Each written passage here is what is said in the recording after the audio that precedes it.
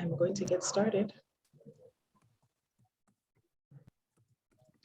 Welcome, everyone. Welcome to the webinar of the SVRI, the Regional Center for Multidisciplinary Research, Autonomous University of Mexico, and the National Women's Institute Mexico to launch the SVRI Forum 2022, which is the much anticipated 7th International SVRI Forum to be held from September 19th to 23rd, 2022 in Cancun, Mexico.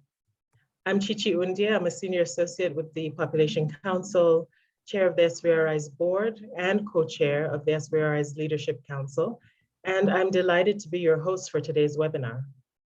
But before we start, just some quick housekeeping information. This event, the event platform is a Zoom webinar, obviously, and we are being recorded.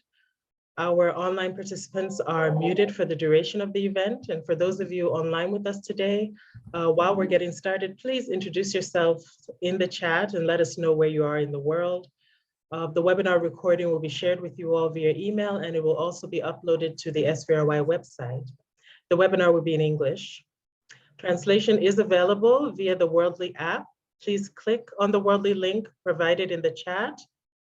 Open the page and select the language of your choice. And as we move through today's agenda, please write any questions in the chat and we will endeavor to answer them all. We have a packed agenda for you today, filled with extraordinary forum partners. And as I introduce each speaker, their bios will be pasted into the chat so you can be aware of the immense contributions of each panelist and what they're doing to contribute to our field. So let's begin. We are honored to have the president of the National Women's Institute of Mexico to welcome you all to this event and share thoughts on the forum.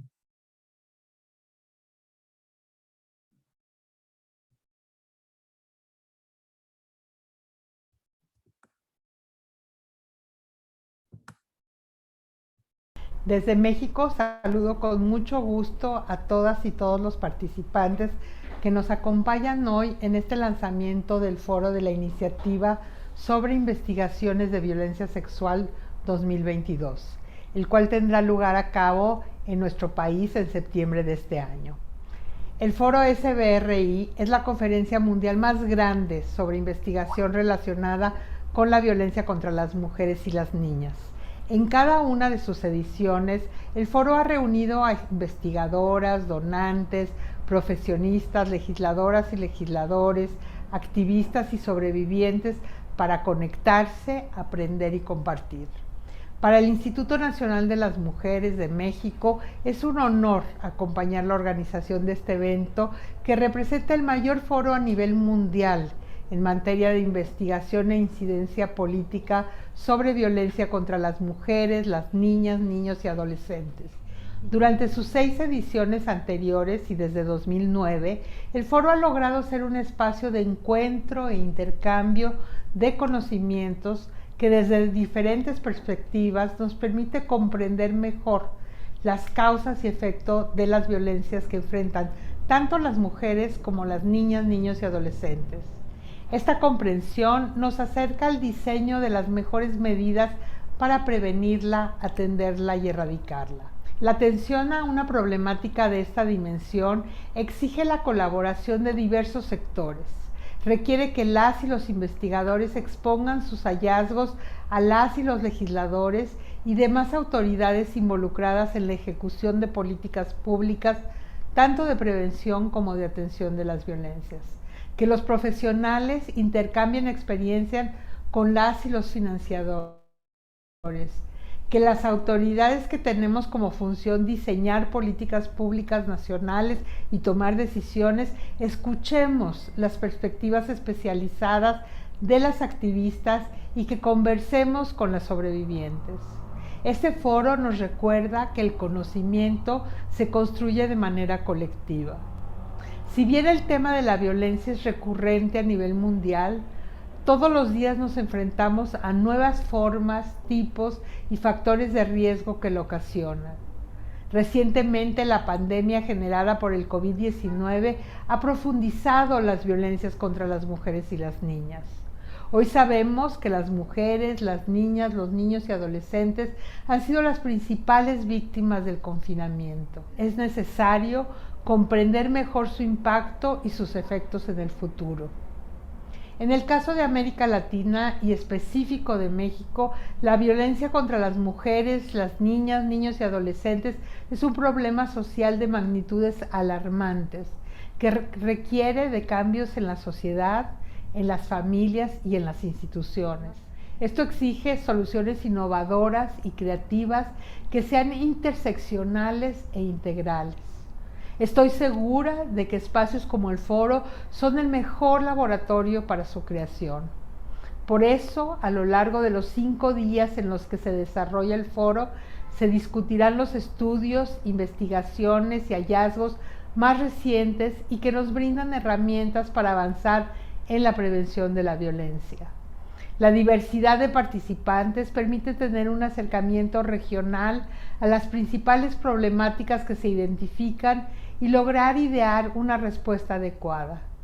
Permite también escuchar las voces y tomar en cuenta las vivencias de las mujeres, las niñas, niños y adolescentes desde sus distintas realidades. En este espacio quiero refrendar el compromiso del Gobierno de México con el Foro 2022 y reitero la invitación a todas y todos ustedes para participar desde sus campos. Recordemos que ningún sector puede poner fin a la violencia por sí solo.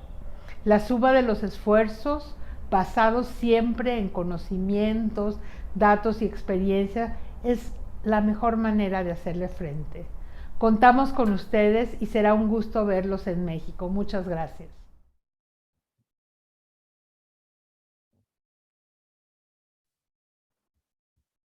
Thank you very much, President Guzman.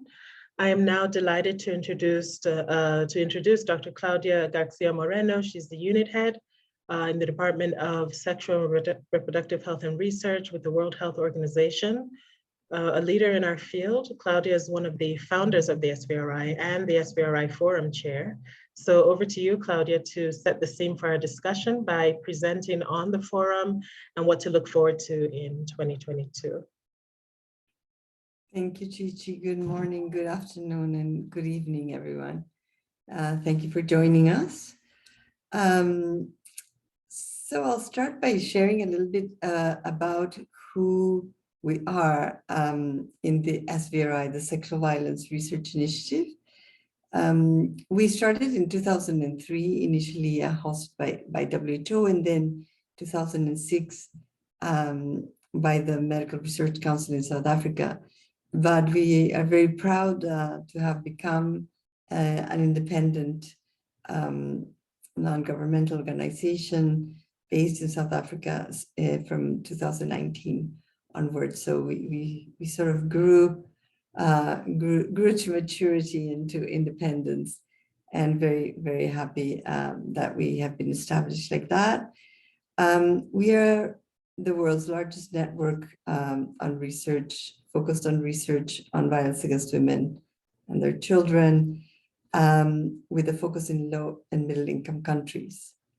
And we aim to provide a space for global role players in the field, particularly researchers, but also program designers, policymakers, advocates, and others come together around research and not just research that sits in a shelf, but research that really is put into practice to influence policies and to improve the lives of those who have experienced violence based on gender inequality of different forms.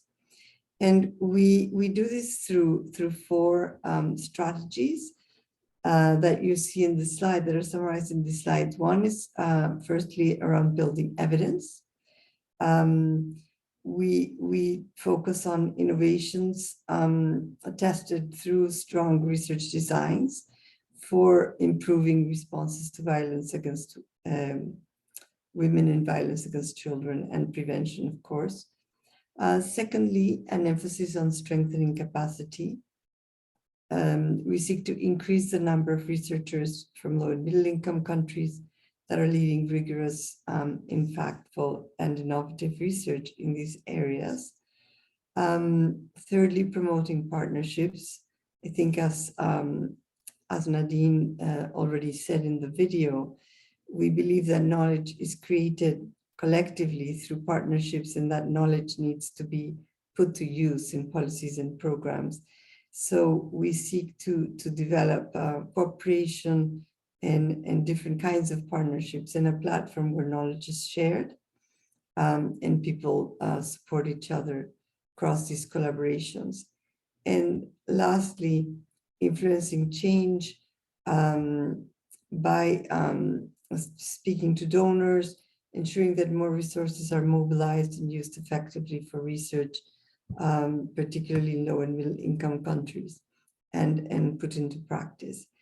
And so these are our four sort of overarching objectives. And we have different ways in which we implement these, which I'm not going to go into detail on. But one of the most important ones over the year, the next one, please, has been the SVRI Forum. The SVRI Forum, again, as Nadine mentioned already, has really been the go-to meeting in our area of work in the field of violence against women and violence against children. It's the largest one with a focus on low and middle income countries of its kind, but it's also a meeting that over the years people have really learned to appreciate and to want to come to. And you'll see a little bit what some of the reasons for this are. This is our seventh meeting over 11 years. We started in 2009, and we've had a meeting every 2 years. We were supposed to have a meeting in 2021, but COVID did not allow that. So we are very much looking forward to being able to meet in person in September of 2022.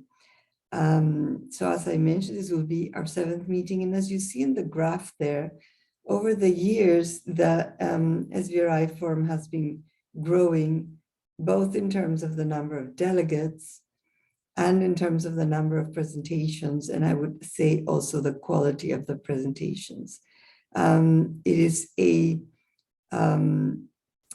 It usually runs over 5 days. 1 day of pre-conference workshops, which are announced beforehand, and which are usually very exciting hands-on workshops on different topics that are very that people have to apply for in advance. And then 3 days of conference, and the conference is abstract driven. So we aim to have a high quality scientific abstract driven conference. And we also have panels and are reorganized around different themes, which I'll mention in a moment. And then the day after, there is a day in which different participants can organize their own events for their own staff or people they bring, or or open to a wider group of people. But those are organized by the self-organized in a way by participants. We also have exhibition stands, and these are of different sizes and different prices, and these are offered in the subscription. And one of the things that make this conference, I would say, very unique is that there are many opportunities for networking, for building collaborations. And I think over and above what happens at the conference, one of the best rewards or encouragements that we have is that a lot of people go on to develop and sustain partnerships that grew out of the forum. And we also have activities for well-being and counseling support for anybody who might need it. We are very aware that amongst us in a conference of this size, there will be people with lived experiences who may be triggered by some of the things that are presented and discussed at the conference. So we take care to also have some relaxation and other kinds of activities and support.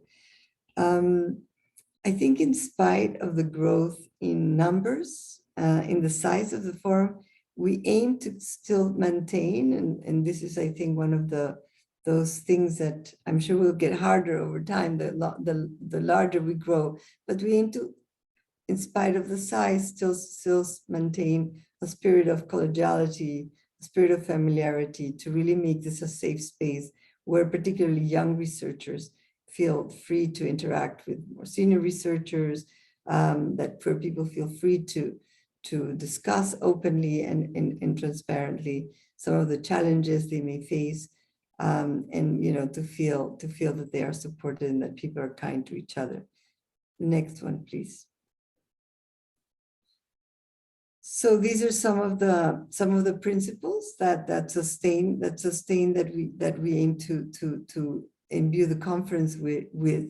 One, as I've mentioned, is really seeing this as a place of collaboration, a place of partnerships, where people come together across different fields, across different disciplines, and really design together solutions that can help to end violence against women and violence against children.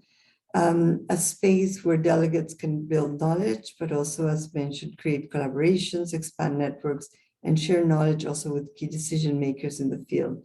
We have, over time, also tried to expand the engagement with policymakers as one of the critical areas.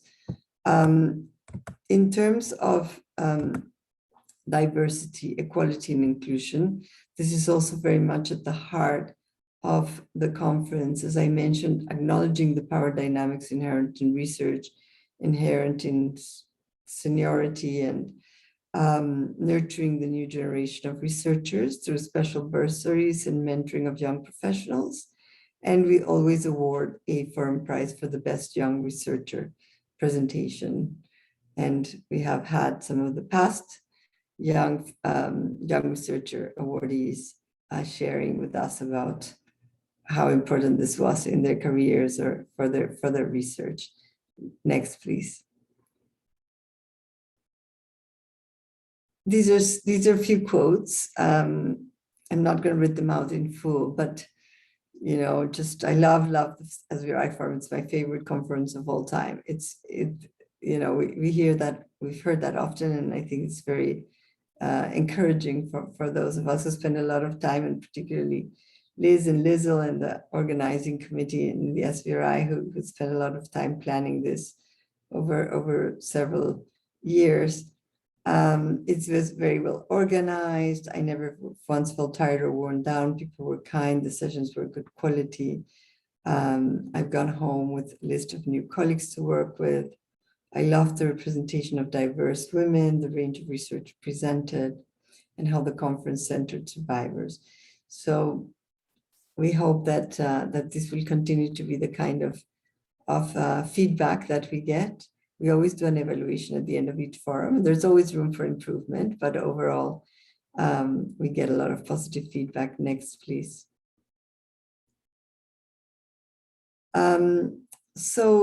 Coming now to the practicalities, why did we decide to do it in Mexico? We have tried to host it 1 year in South Africa and an alternative years in another region, particularly with the aim of expanding the partnerships in those regions. And we considered for this one, we considered Latin America and the Caribbean and also Eastern Asia Pacific. We explored various options and consulted various partners. And in the end, we went for Latin America because there seems to be a particular moment in time politically and from a social organization, social justice point of view, with a lot of feminist movement and uprising against violence against women and violence against children in the region. It's a region where our membership has tended to be low. And in spite of very good research that goes on in the region, partly because of a language barrier, there hasn't been such a strong connection between Latin American researchers and the global field, and vice versa. You know, the global field doesn't feed into the Latin American research. So we thought it'd be an opportunity to highlight research and programs and build partnerships in the region. We are very lucky that we have as our scientific partners, in a way, the Regional Center of Multidisciplinary Research and Investigations, the CRIM, which is based, it's a center based in the National University of Mexico, the UNAM. And as you saw from the video, we also have the pleasure of the commitment from the government of Mexico through the Institute of Women. So we have great co-hosts, and Mexico is a very friendly and good host country. Next, please. I'm a little bit biased, I have to say. Next, please. These are some of the themes. We usually select these themes again through a process of consulting our membership. We started out with a lot longer list, and these are the ones we ended up with. They're very broad, so there's a lot of scope for abstracts there. And then we organize the panels around the abstracts, trying to focus on different themes and different settings. For example, understanding the impact of COVID-19 on violence against women and violence against children. We always have one or two panels on addressing violence in humanitarian crisis and emergencies and strategies that work in those settings. Decolonizing and democratizing research, a very topical, and I have to say that even before this term was coined, the SVRI has been very conscious of the importance of ensuring the democratization of research, and that whenever research is done by a northern research or institution in a southern country, that the southern partner is represented in the, and ideally makes the presentation of the research. What works and what doesn't work to prevent and respond to violence against women. This is really our bread and butter. Issues around adaptation, scaling up and costing, and integration and intersectionality. Next, please. So through our co-hosts in Mexico, we looked into various options of location and ended up identifying Cancun for various reasons. And they identified really a company that will here for everybody. We have identified the Hotel Paradisus, which provides a comprehensive all-inclusive package that includes accommodations, all meals and beverages available, and Wi-Fi access, government taxes. It's just everything is included in the package, and it makes life easier. And we will have the conference. They have also the facilities to host, over 700 people in the hopes that we'll be near or maybe a little bit larger than last time, and have enough rooms for breakouts and parallel sessions, etc. So we chose on that basis. And Liz has just reminded us in the chat that the booking link will open next week. Next, please, I'll say a little bit more about the practicalities. So the abstract submission is open, has been open for a while, and it will close on the 28th of February. So everyone who's joining us, please submit your abstracts, and also encourage friends and colleagues and anyone that you think would be interested to submit an abstract. By June, we will notify people whose abstracts have been selected, and abstracts can be submitted in either English, Spanish, or French. And I mean, even there will be early bird registration, which is open until the 15th of May. and there are discounted rates for low and middle income country-based delegates. And the registration includes pretty much everything: access to all the sessions, the exhibition places, the networking events. There's usually tea and lunch served, and all the conference materials. And we will soon also be advertising the pre-Congress workshops. The exhibition stands also, you need to apply depending on what size you want. So that's also already open. All the links for that are being posted on the web by on the chat, sorry, by Liz. And next, and there will be some bursaries. We cannot yet at this moment know exactly how many we will be able to afford, but really we want to support diversity and inclusion, as we mentioned, through funding bursaries, particularly for young researchers from LMICs, but also, you know, there may be other forms of funding.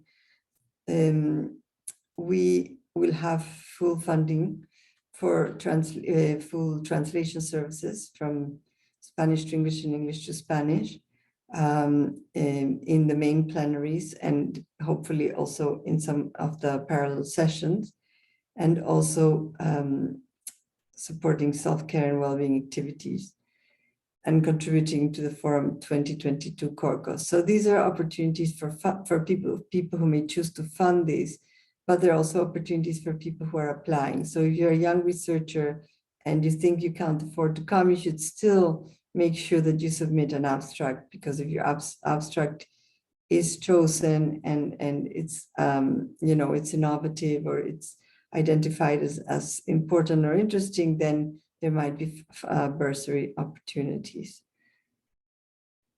Next, please. The last one. So really, this is just at the start. You know, this is to launch and to raise awareness and to attract interest in the forum. So please do share this information with colleagues in your institutions, and we really hope to see you there. We are all a little bit tired of Zoom meetings, and although they have some advantages and certainly enable a lot of people to participate, I think that you know, the networking possibilities and the possibilities that being together in person offer also are very much needed by all of us. So we look forward for you to join us in September. And with that, I'll hand over to Chichi, who will guide us through the rest of the session and the panel. Thank you. Many thanks, Claudia. The forum really is a place where diverse and multiple voices come together to innovate and share and create partnerships that will really make a difference in the lives of women and children. So thanks very much for that overview.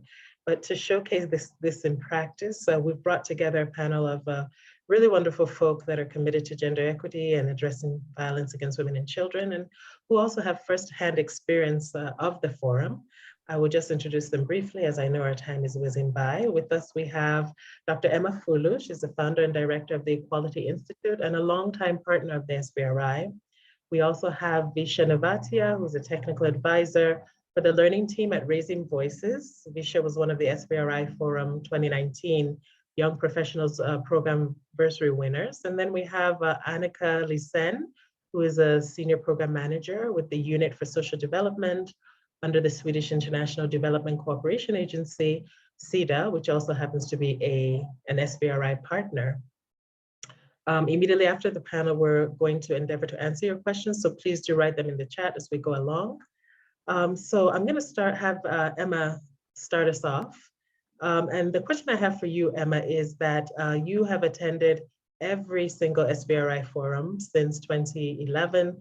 You've been involved in many ways, everything from running workshops to giving keynotes, being on panels, presenting your research and hosting stalls, so on and so forth. And I guess the question is, why is the SBRI Forum so important to you and your organization?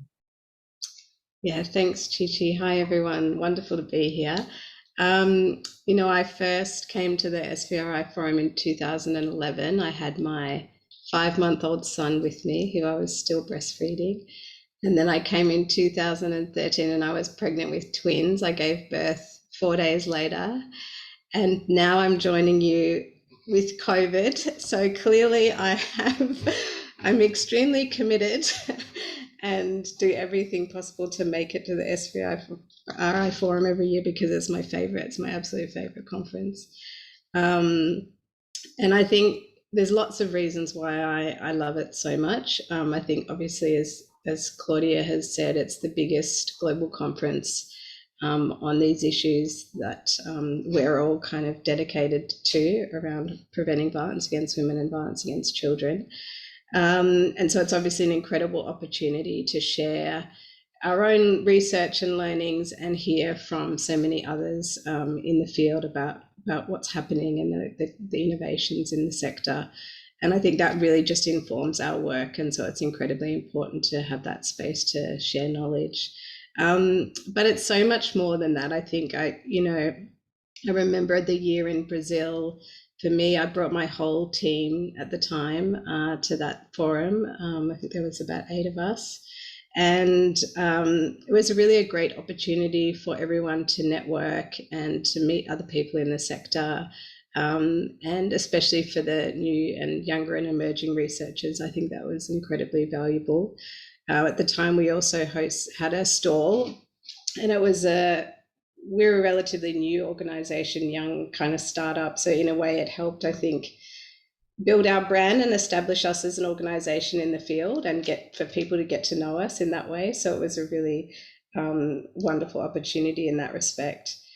And then, I've hosted various workshops and side discussions around the forum, particularly on challenging topics within the field. So, we often think about it's a safe space where we can have hard conversations. So we've had conversations, for example, around men's accountability in the gender equality work, intersectional feminist leadership, and what that looks like in decolonizing research practices. So it's also a space where we can come together and approach those challenging questions in a safe way to try and advance the field.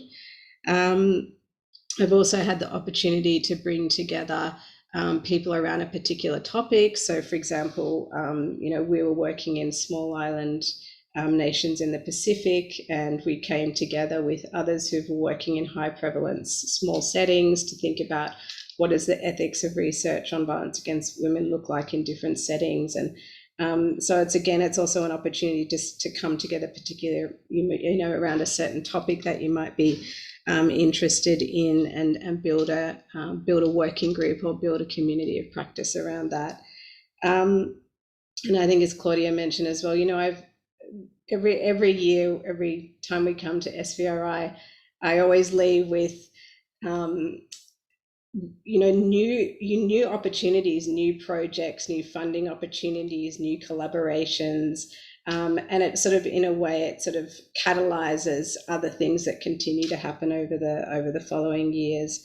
And it's really been just such an incredible hub, I think, for the field, for us all to come together and take forward our work. I think SVRI is always growing, as it's incredible to see the numbers grow, but it's always also very, I think, self-reflective.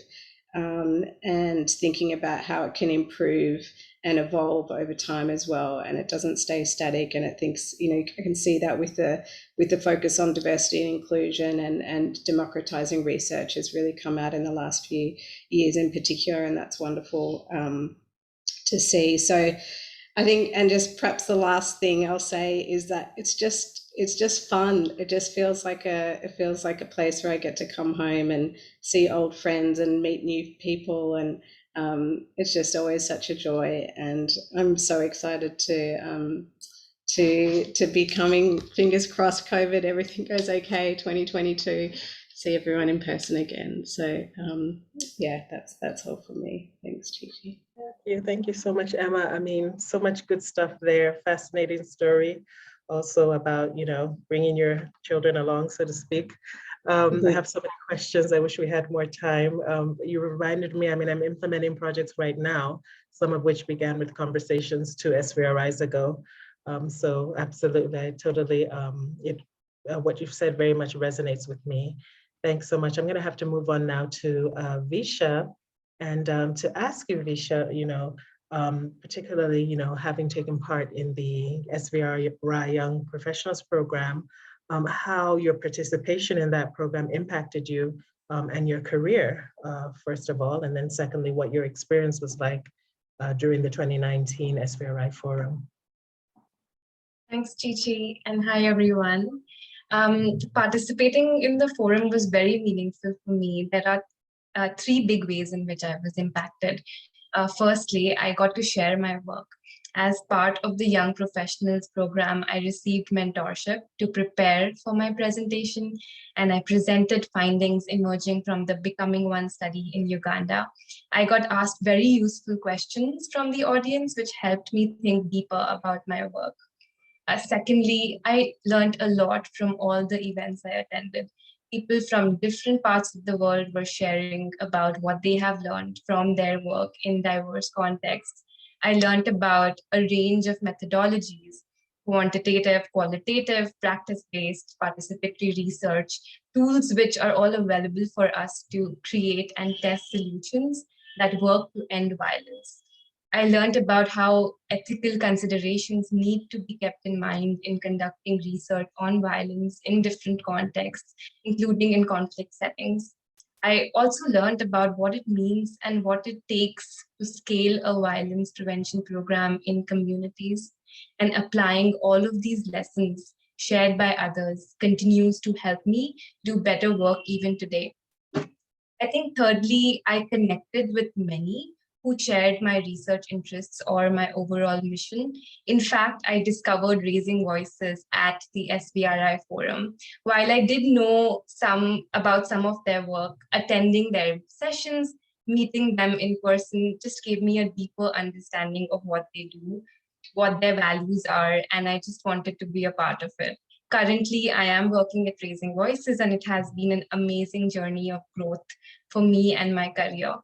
I also connected with many others, either to collaborate around a particular idea or to just stay in touch and support each other's work.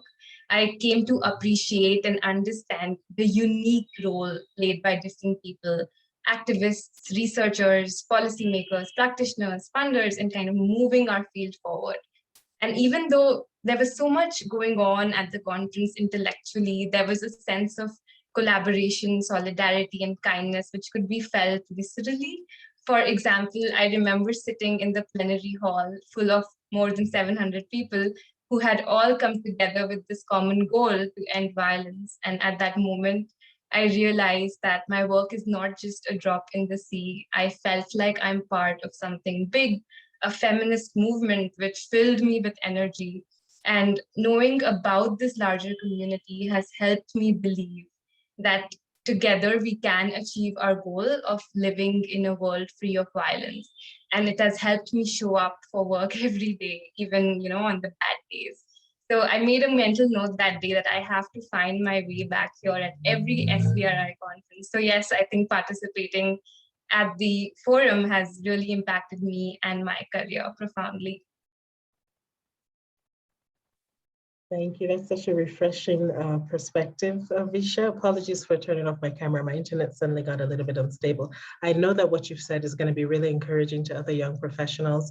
The fact that you actually got to work with such an exciting organization, Raising Voices, just by coming for this conference, I think it's amazing. Plus a lot of the other things that you shared from your perspective. So thank you so much. And Annika, I know you're going to have an exciting perspective to share as well, because the SVRI Forum 2019 was the first forum you ever attended, and hopefully not your last. But that gives us the opportunity to ask you what impressed you most about the forum, and to also have you talk about the ways in which the forum is helping you as a funder and knowledge builder in the field of violence against women and violence against children prevention. Thank you so much, Chichi, and also thanks to Trisha and Emma. Sorry, that was my son. Thanks to Trisha and Emma for your wonderful interventions, really giving us the spirit of the SVRI Forum. The relationship between SIDA and the SVRI began in 2019, and timely enough, I had the privilege to attend the SVRI Forum in Cape Town. And this really gave SIDA a good overview of the strength of the SVRI. With the 7,500 members throughout the world, the SVRI has an enormous capacity to link researchers and practitioners, and even more important, to share research about violence against women and violence against children. This is done with a clear feminist approach and with a focus to support researchers in low and middle income countries. And we find this extremely important.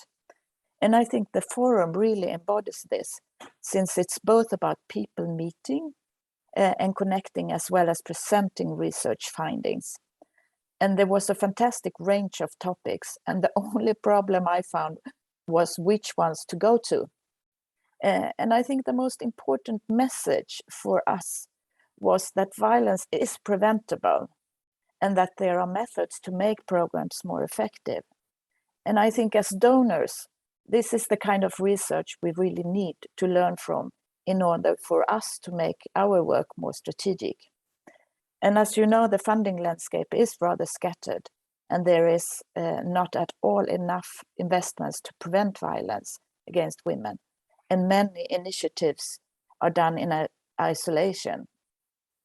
So this sends a clear message to us as funders that we need to do more.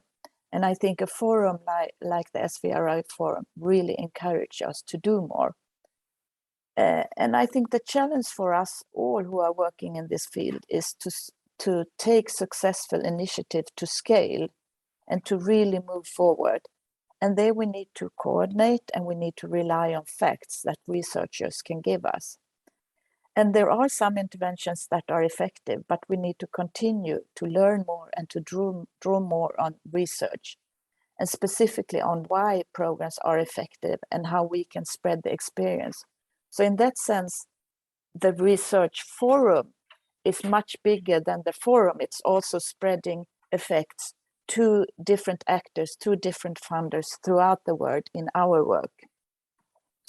And I think the researchers at the SVRI Forum certainly provides a lot of lessons around what does work and what does not work, and even what does harm. And I think that is also an important aspect.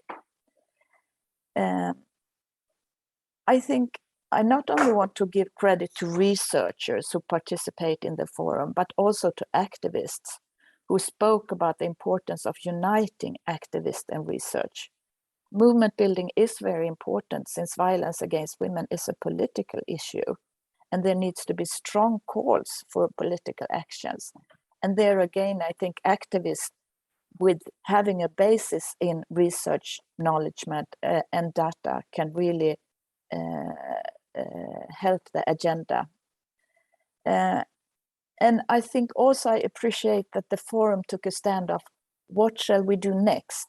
There was an important discussion about how to be aware of power dynamics within all stakeholders linked to project and programs, both in research, but also in the programs, the prevention programs themselves.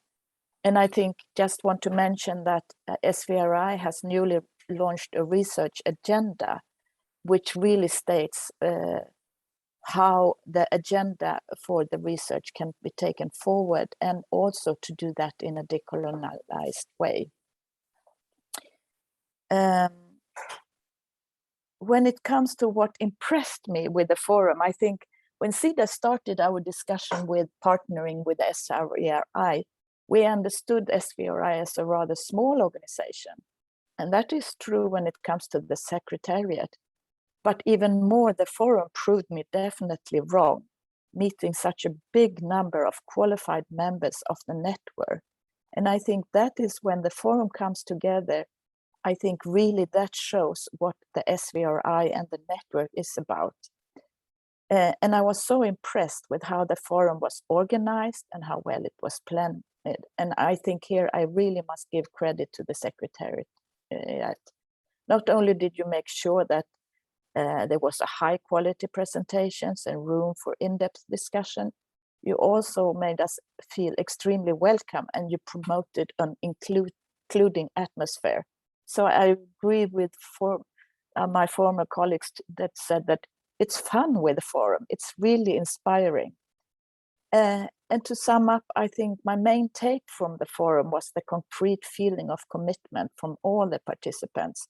Yes, the focus is on research, but even stronger is the commitment to fight all kinds of violence against women and violence against children.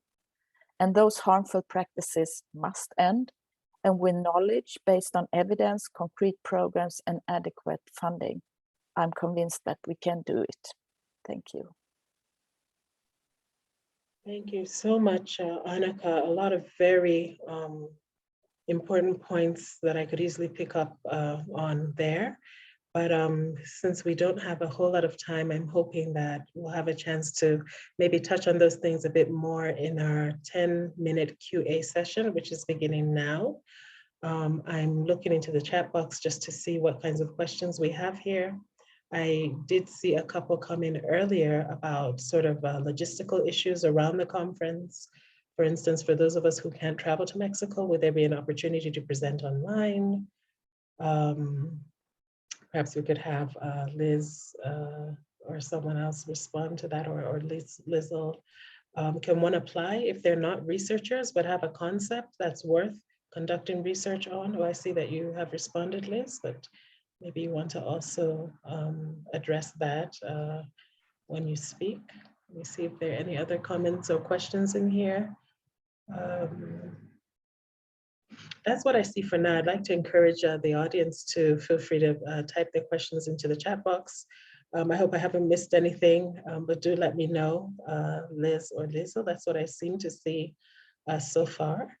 It's possible the audience is reflecting on all that they have heard, but feel free to drop in any questions that you may have for any of the panelists, or if you have any general questions about the conference. I see one question about the conference and whether there will be interpretation for non-English speakers, and whether we can talk a little bit more about the pre-conference workshops. Would you like to make a comment there on any of those questions, either Liz or Lizzle, or are you responding in the chat box? Gigi, thank you so much. And thank you all the panelists and Claudia and the president of InMujeres for the wonderful presentations and the commitment to the forum, and reminding us of how exciting the forum is. And we're so looking forward to having you all there. We are working hard to have the forum face-to-face. That's the best case scenario, but we do have plan Bs and plan Cs in place. Should COVID not allow, we will do a hybrid event approach. We are preferring at this stage to ensure that it is all face-to-face and that we can all get together to celebrate what we know, what we don't know, what we're learning, and to reconnect, because it's been so many years which we haven't been able to do that. We're going to be making a decision over the next few months about the different formats and the way in which we're going to hold the conference. And we have a scientific committee and an organizing committee, and we'll get together and we will let you all know. In terms of translations, we are working extremely hard to ensure language justice at the conference, that we are hoping that we will be able to mobilize funds to make sure that every event and every session is fully translated into English, French, and Spanish. At this stage, we have funding for only plenary sessions, but we are doing an incredibly hard job right now to make sure that language justice is addressed, because we do recognize that it's an important thing to be able to provide this event in different languages. Gigi, is there another question that I haven't answered? Yes, I do see a question around the approximate cost of participating in the conference. Let's say things such as accommodation, registration. I believe those will be on the website eventually if they're not already, but you wanted to speak to that. And I'm not sure, maybe perhaps you've already touched on the pre-conference question, whether we wanted to talk a little bit more about the pre-conference workshops. Correct. We have a real great offering of different forms of pre-conference workshops, which we'll be finalizing the list by the end of January, and they'll all be up and available in February for you to look at and to apply to. In terms of the other issues, Claudia, did you want us to jump in to talk about the decisions around COVID and how we're managing them, and any thoughts you might to provide on that in addition to that? In terms of costs, the costings of registrations, Liesel's just shared the links in the chat. And then before I stop talking and hand over to Claudia for her thoughts in response to the questions, we would really love to reach out to everybody on the webinar. And would you be okay with us to email you with more information on the conference? Destinos, our organizers, would be really keen to reach out to you to let you know more about what we are trying to achieve and plan through this event. If no, just let us know in the chat. Over to you, Claudia. I don't really have a lot to add. I did want to just flag that Guillermo from Destinos has put his email in the chat. So if people have specific questions to do with the accommodation, the travel, all of that, you can write to him. I think in relation to COVID, as we have said repeatedly, we are very, very much hoping that we can have the meeting in person. But we will be, of course, we will need to be responsive to whatever guidance different governments are giving regarding travel. It is a little bit unpredictable still to, and as we all know, and we have witnessed, especially the South Africans, things can change from one minute to the other, sometimes in quite arbitrary ways, and there's not a lot one can do in those situations. So, but I think we'll be looking out, and by March, April, we will try to have a more concrete plan in place for different scenarios. But we are sincerely hoping that by September we will be able to travel from many places, and obviously we may still need to have all the precautions in place around masks and distancing and all that, and it's hard to predict really where we will be in terms of the pandemic in September, but we will do our best to ensure everybody gets there, and once there, everybody's safe, and we are respecting whatever regulations are in place at the time. Chichi, I see another question about, can we submit more than one abstract? Of course. Submit as many abstracts that you feel you would like to have an opportunity to present, but as Claudia has spoken about earlier, it is an abstract-driven event. All abstracts go out to peer review. It's a blind peer review process. That every abstract is peer reviewed by at least 2 abstract reviewers, and then we'll get back to you as soon as possible on the abstract submission. So please do submit abstracts. And Sarah has asked, is it too late to propose a pre-conference workshop?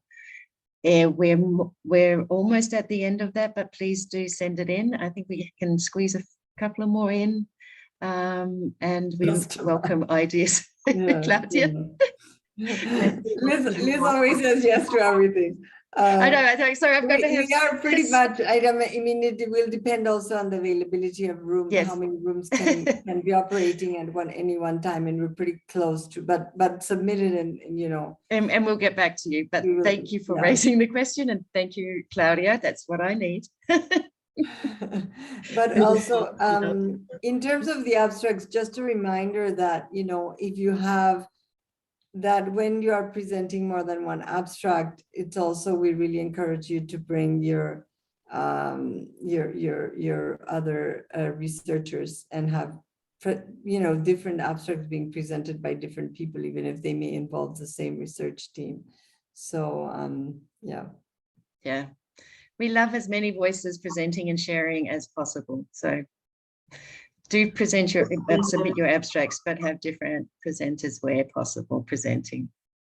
Back to you, Chichi. You can hear me. Okay, thanks. Yes, we can. see a couple of more questions. One is whether the SVRI is open to receiving abstracts around programming on violence against women and girls based on lessons and interventions. The answer is yes. There's a question here about bursary support, and the person points out that the timing of the abstract selection comes after the discounted early bird registration ends, and is asking whether there's any way that people who need financial assistance could find out before early bird registration closes whether they've been selected or not for financial support. That way they can at least get the early bird discount. Great question. It's a really great question, and we will discuss it internally how we can address that, because I think it's really important. We are not able to put up the bursary applications yet because we're not sure what funding we have yet available for that. We're doing great with our fundraising mobilization efforts, so there will be a bursary pot. Just how much and what's available is not yet clear. So we will come back to you on that question. If you can email us at Liesl, can you put the forum's email address up in the chat? And we will also send out an email regarding bursaries, what it involves, and early bird registrations versus what's possible. Thank you for the question. There's another question around receiving abstracts with regards to programming based on lessons from interventions. And I will jump in to say that, yes, we also receive abstracts, and we usually have sessions, 1 or 2 sessions, depending on how many abstracts we have that get selected around, lessons learned around interventions. So there is also scope for programming, and it is also an opportunity sometimes for programmers to come together with researchers and and discuss how to build those partnerships. So yes, do submit things around programming as well. And they're so much fun. They're really interactive. You share your program and do some of the things that you do through your program with the participants or the delegates. We love those. We love those abstracts. So thanks. And I see. So another question just came in around ideas for workshops or panels. So for the pre-conference workshops, we're pretty much reached the limit of the number that we can host. But if it's something really interesting, or etc., we'll do our best to try to fit it in, as Liz said. For the panels, yes, there is still a possibility. Usually for the panels, you need to submit the abstracts, and once the abstract have been accepted, then we can create the panels. So just to follow on from Claudia's point, we don't accept abstracts for one panel, like one abstract for one panel. We want all the abstracts submitted separately, and the abstract review committees will pull them all together into panels depending on the peer review process. Again, equity and justice and fairness. So that's why we love single abstracts for single presentations. And Liesl has just posted again the abstract submission link. I mean, you can flag when you submit it that you think this goes well with this, or some thoughts. We do read every abstract, so we are very open to ideas written within the abstracts of ways it might work together as a panel. So thank you.